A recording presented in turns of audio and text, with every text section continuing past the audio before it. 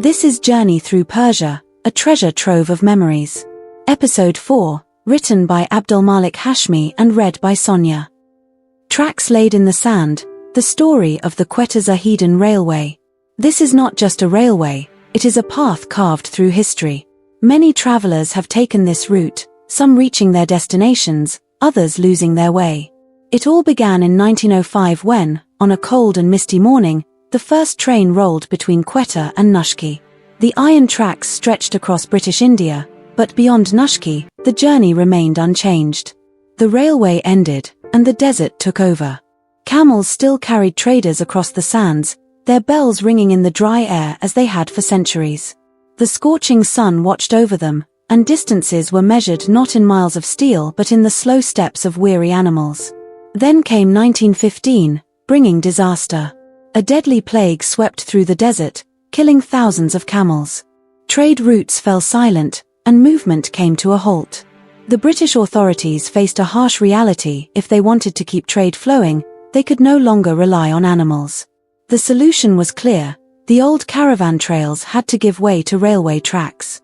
The journey across the sands would no longer depend on tired beasts but on machines that did not stop for hunger, thirst, or disease. The stages of railway construction from Quetta to Zahedan. Building the railway from Quetta to Zahedan was not an easy task, nor was it completed quickly. It took years of hard work and careful planning. The first section, from Quetta to Nushki, was started on November 15, 1905. From there, the railway slowly advanced. By February 1, 1917, it had reached Dalbandine. 3 years later, in October 1920, the tracks extended to Mir Javeh, near the Persian border. Finally, on October 1, 1922, the last stretch was completed, reaching Zahedan. It had taken 17 years to finish the railway that had begun in 1905. The British named it the Nushki Extension Railway, though that title hardly captured the effort and sacrifices behind it. This railway was not just built with steel and wood, it was built with the sweat and determination of thousands of workers who had come from all over India. They arrived from Bombay's crowded docks, Punjab's green fields, Rajasthan's hot deserts, and Madrasa's busy harbours. There were Hindus, Sikhs, and Muslims among them, but in the harsh desert, they were all simply laborious working toward the same goal. With pickaxes and shovels in their hands, they dug through rock and sand. They carried heavy loads on their backs, enduring the burning sun and the dry winds of the desert. It was more than just work, it was determination and endurance. These men shaped mountains and laid the foundations for the trains that would one day pass through the desert. Day after day, they kept going, no matter how harsh the conditions. Some might call it just a railway, but for those who built it, it was a symbol of their struggle, their achievement, and their place in history. Sweat upon the rails. The sun was high in the sky, burning everything beneath it. The dry plains of Nushki were hot enough to scorch bare feet.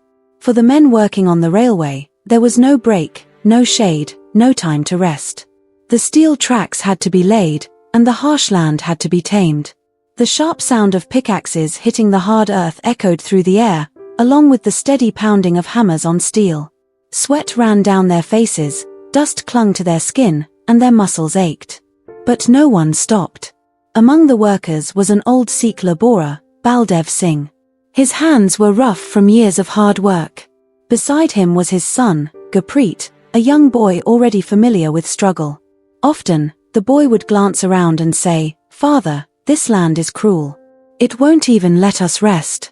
Baldev Singh, though weary, would only smile. "My son, the land sees our effort, even if it does not care for our suffering. One day, it will remember us. When trains run over these tracks, our sweat will be part of them." When the sun finally set, the men returned to their small huts, their bodies aching from the day's labor. They cooked simple meals of lentils and dry bread over small fires. As they ate, they talked about the future, about the day the railway would be finished and they could return home. "When this is over," one worker said, "I will take the first train back to my village and never come back. Our children will ride these trains and remember what we went through," another added. But young Gurpreet had bigger dreams. "Father, when the railway is finished, will we ride on the first train?"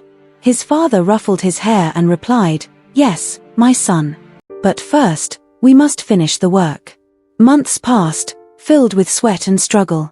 Then one day, the heat took its toll. The workers labored under a sky that showed no mercy. Their sweat dried as soon as it appeared. Suddenly, Baldev Singh staggered. His pickaxe slipped from his grasp, his knees gave way, and he fell onto the burning sand. The workers rushed to help him, pouring water over his face, but the heat had already done its damage. Gurpreet clutched his father's hands, tears streaming down his face. "Father, you cannot leave me." Baldev Singh's tired eyes opened one last time. In a weak voice, he whispered, "My son, finish the railway. Do not let the dream die." And then he was gone. Gurpreet wiped his tears and picked up his father's pickaxe. The workers watched in silence. In that moment, the boy became a man. From that day on, he worked harder than ever, with a purpose that neither grief nor hardship could break. At last, the railway was complete. The first train thundered down the tracks, and Gurpreet stood beside them, his eyes filled not with sorrow, but with pride. Looking up at the sky, he murmured, "Father, the dream is fulfilled." But the story of the railway was not only about hard labor and sacrifice. Among the British officers overseeing the project, some chose not to sit in shaded tents giving orders. Some worked alongside the laborious, sweating under the same sun. One of them was Captain Henry Wilson.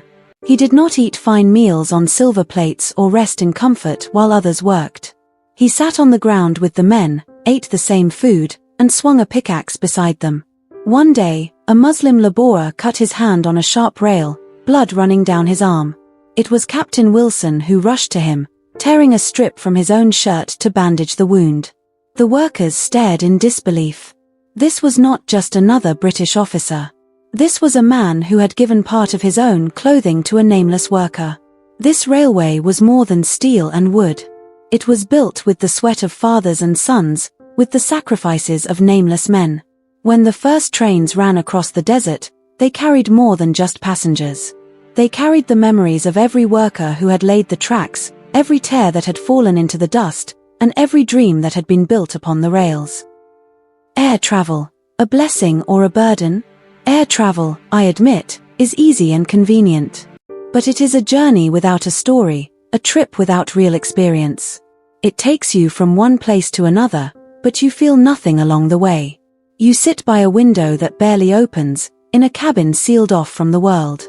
In a few hours, you land, and there is Tehran beneath you. But where was the dust of Zahedan? The palm trees of Balm?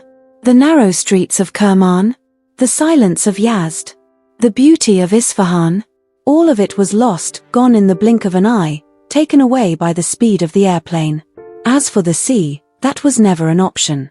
The waters stretched from Gawada to Bundarabaz, but no ships carried travelers. Only cargo ships, heavy with goods, moved slowly toward their ports. They had no sense of adventure, no thought of discovery. A flight to Dubai was possible, but crossing from there into Iran was complicated and uncertain. Abdul Malik Hashmi, bringing every journey to life. If you enjoyed this video, don't forget to like, comment, and subscribe for more amazing content. Hit the bell icon so you never miss an update. Your support helps us create even better videos. Rocket sparkles. Thanks for watching. See you in the next video.